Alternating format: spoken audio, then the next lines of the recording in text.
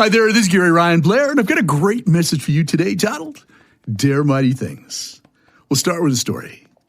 Jules Leotard, the son of a gymnasium owner, was a novice acrobat when he hit upon a brilliant idea. How about, instead of doing this routine on fixed bars, that we do it on bars that swing?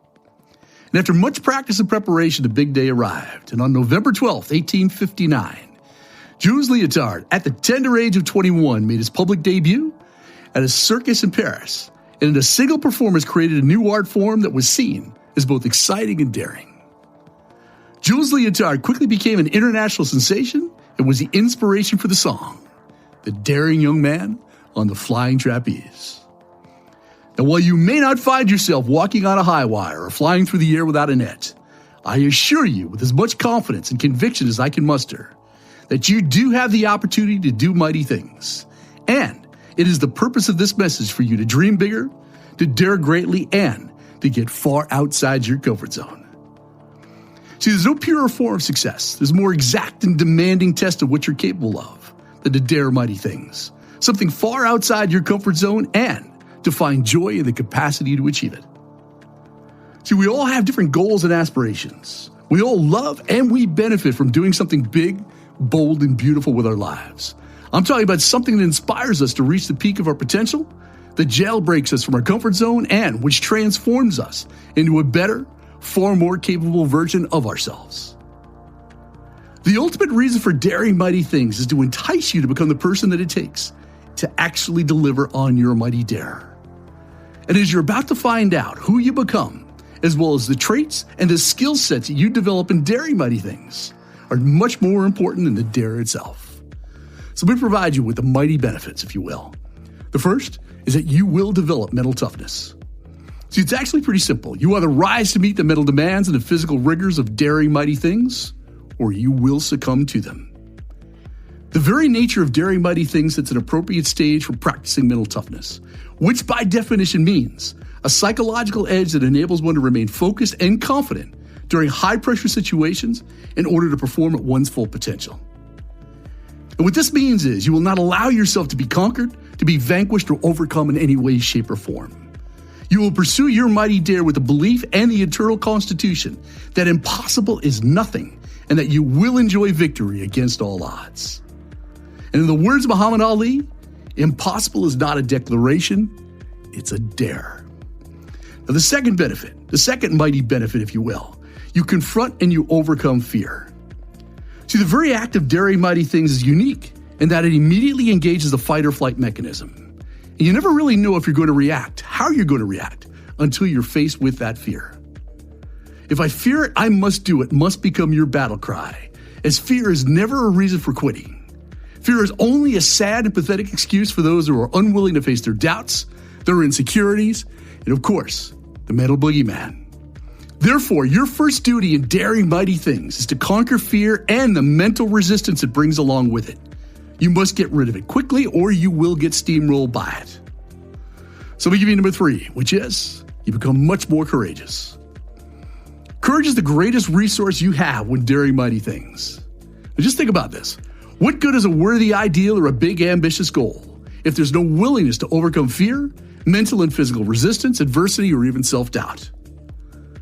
The conceptual opposite of courage is cowardice, which means we are therefore confronted with the reality that we either habitually practice courage or, by default, we habitually practice cowardice. I promise you this, that daring mighty things can and will alter the whole conception of what is possible in your life. Number 4, you get to test your limits. It is imperative that you accept this reality. When you dare mighty things, you'll never be the same again. You'll either cope or crumble. You become better or bitter. You will emerge stronger or you will emerge weaker. You see, it has to be this way, as a big mighty goal exists to test your limits, to push you beyond the breaking point and to separate you from the herd. And you'll never know the full measure of your potential until you are tested. And you can never be sure whether you'll step up or falter in any given situation. See, passing the test presented by daring mighty things proves that you're tougher, more resilient, and far more capable than you ever imagined. The 5th is that you intensify your focus. A worthy dare is like a great romance. It calls for your passion and your devotion. It demands to be the center of your attention. Daring mighty things is a form of intense seduction. What it means is this. It means concentrating your energy and your resources on what's most important, and that is keeping the fire burning. And you do that by making everything count, as everything you think, say, and do must be focused on your mighty goal and on leveraging all available resources. Focus is best seen as a preemptive strike against mediocrity. And the moment you dare mighty things, your mighty goal itself becomes a magnet that pulls you and your resources towards it. And the more focused your energies, I promise you this, the more power you will generate and the sooner you will live happily ever after. The sixth is you build supreme self-confidence. Now I want you to think of a mighty dare, any kind of big, challenging, ambitious goal, and ask yourself, what role does self-confidence play in daring mighty things? The fact is, no mountains can be climbed, no hearts can be won, no opportunities seized, no books written, no elections won, and certainly no victories enjoyed without self-confidence. Now, for just a moment, think of a fear, anything that you fear, anything that makes you flinch, and ask yourself, what role does self-confidence play in overcoming fear? You see, fear is the greatest enemy that you will ever face. It impedes your ability to succeed physically, emotionally, spiritually, and financially.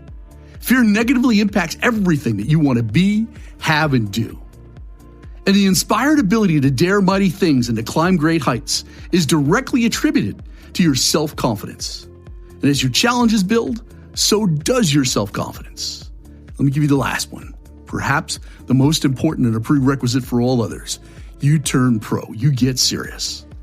You see, few things in life are capable of radically altering your perspective, but developing the capacity to dare mighty things not only impacts the size of your results, but it transforms your mind and it expands your worldview. It changes everything, the way you walk, the way you talk and communicate, all exude a level of self-confidence and self-assuredness that's absolutely impossible not to notice. Daring mighty things involves psychological trauma that induces fear, self-doubt, and insecurity, while simultaneously dislodging you from your comfort zone, ultimately bringing about a superior performance. And by daring mighty things, you're pushing yourself beyond any previously imagined comfort zone and performance standards. You will be expected to pass tests which will tempt you to quit, and you'll be required to pay the high price that success demands while entering new psychological waters. And by daring mighty things, you will provide yourself with undeniable proof that you have what it takes to become one of the great ones of your generation. And the best part is that this proof cements in your mind that you're the type of person who is capable of performing great acts and that you really can do anything that you set your mind to. That's why your challenge right now, not tomorrow, today, TNT, today, not tomorrow, is to focus on your big dare, on the thing that is going to pull you so far outside your comfort zone. For this reason, you'll never be greater than the vision that guides you. And in order for you to make this year the best year of your life, you must begin planting seeds of massive abundance now, today. And if you want to learn how to realize that goal, that big, mighty dare faster than you could ever possibly imagine, be sure to check out the 100-Day Challenge at 100daychallenge.com and make it the very next thing you do.